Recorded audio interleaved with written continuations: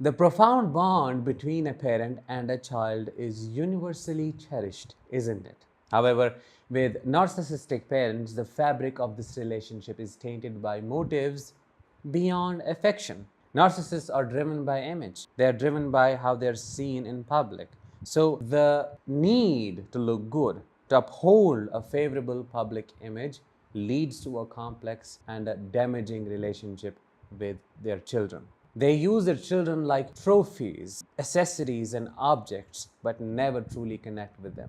They do not see their children as individuals with a separate personality who have the right to grow, to expand, and to explore the world on their terms. Absolutely not. They see their children as possessions that they are allowed to own and to use in whatever way they think they can. Let's talk more about this in today's episode. Hi, I am Danish, a narcissistic abuse recovery professional. Today's episode is going to be all about understanding 7 reasons why a narcissistic parent does not love their children. Because this question is often asked, do they love their children or do they not? If they do not love their children, why do they pretend to be so affectionate? Why do they involve themselves in the activities related to their children and so on? While many narcissistic parents do not do so, but there are some. So today's episode will answer all those questions and will help you gain clarity. Stay until the end. Reason number 1, the narcissistic parent shows affection for public approval. Narcissistic parents shower their children with affection when in public. That is what they do.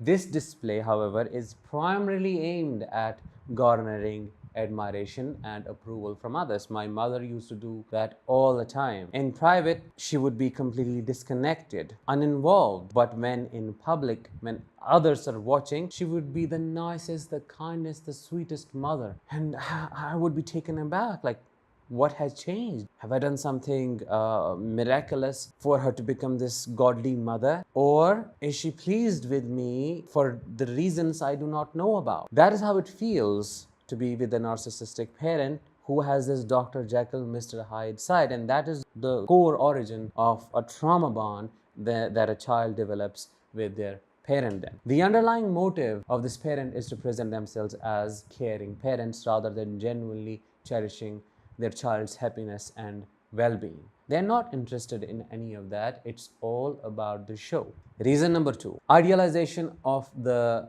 toddler stage. They idealize you when you are very young. Narcissists favor the toddler stage in their children's lives, as this is when they receive abundant attention and compliments from others regarding their child. The focus on the parent's role at this stage rather than the child's development results in an affection that is shallow and self-serving. When you are a toddler, you can't talk. Narcissists love silence. You do what they want you to do. You comply. You're totally obedient, and that compliance is seen as the grade A form of supply. There is no child-mother, child-parent relationship. It's all about owning this thing they have in their hands, and this child is always looking for them, always crying for their attention, always wanting them to be around, depends on them for every single need of theirs. This form of validation is the highest form of drug for the narcissist. That is why they're really nice to you when you're very young. It's only when you start individuating, you start developing a separate personality, they show their true colors. Reason number 3, they love the control and compliance in pre-adolescence.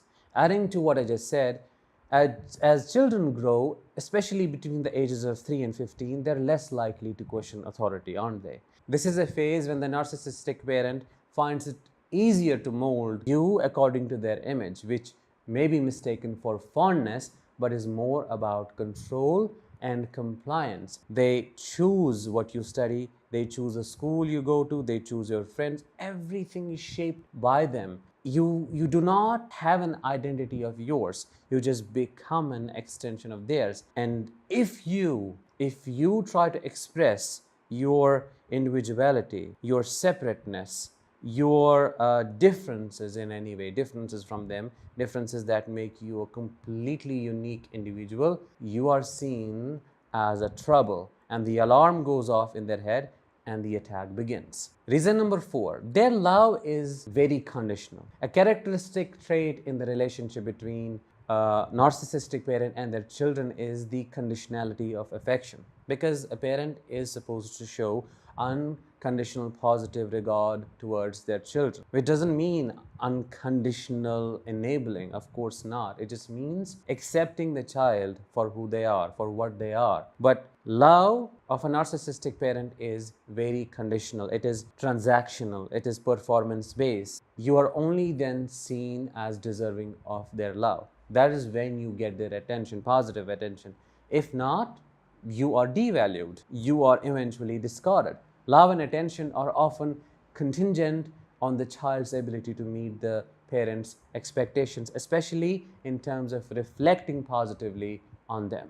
Number 5, they utilize children as leverage. A narcissistic parent uses their children as pawns to manipulate situations or individuals. Children are placed in the center of adult issues. They become the therapists, they become the mediators, they become the one who carry the burden they do not have the capacity to carry. They become the one who resolve conflicts when they do not have any skills or capabilities to do so. They may use you as a pawn against the other parent, and the other parent may be a narcissist as well. Then you are trapped in a hell because you do not have anyone. They may use you to punish the other parent if they are the sane one. And in most of the cases, you do not know you are being used. You wake up, but later down the line when the damage has already been done. They use you to gain the upper hand over the situation. They use you to display to public.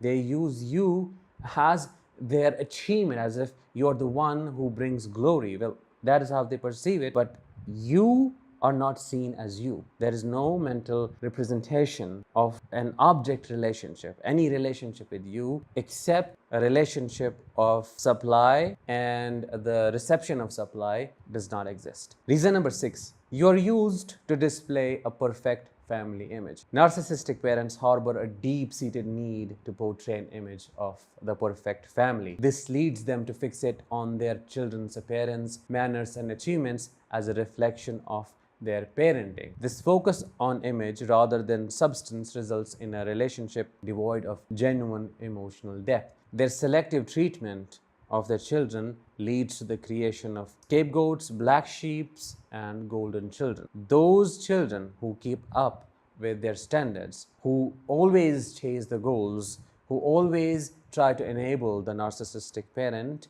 lose their identity in the process of doing so, which is why most of the golden children become narcissists eventually. The primary example of that is the relationship between a narcissistic son and his mother, while as scapegoats who are not as perfect as the golden child are discarded. They get all the hatred, they get all the abuse, they get everything bad that the narcissistic parent has to offer. They are not fair in their parenting. They do not treat their children equally.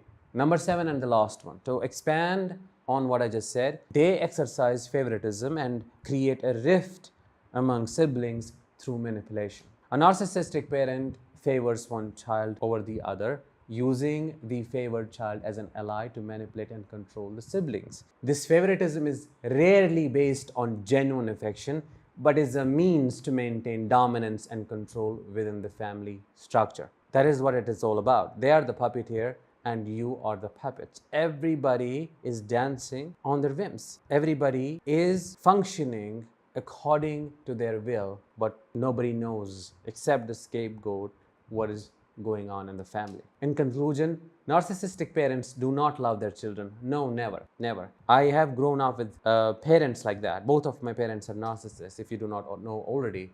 And I have never experienced true, unconditional, proper, healthy parental love. It was dysfunctional from both sides. You're used as a trophy, you're used as an extension, you are used as a pawn, and any difference of opinion, any uniqueness, including your individuality, is belittled. You're humiliated for that, and they attack your growing and developing identity until they erase it or suppress it. That was it for today's episode. I hope you found it insightful. Let me know what your thoughts are after listening to this episode. in the comments below, share it with others, and I'll talk with you in the next one. Until then, let the healing begin and continue.